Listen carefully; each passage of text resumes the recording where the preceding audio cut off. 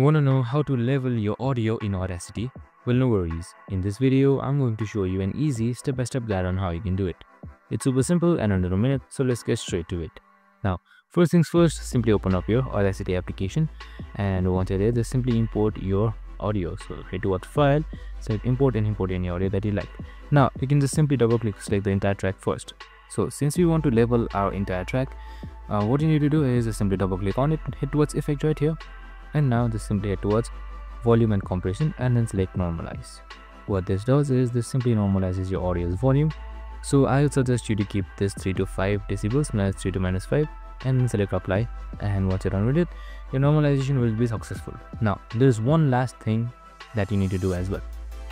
So for that, just simply head towards Effect right here, and now here you should be seeing Volume and Compression, and here you should be seeing Compressor. Just simply select Compressor, and now make sure your threshold is around minus 15, and you can edit your makeup, new width ratio, and accordingly through this part right here.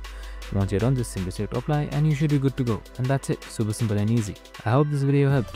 If it did, make sure to like, subscribe, and tune in with us for more of these videos. See you in the next one.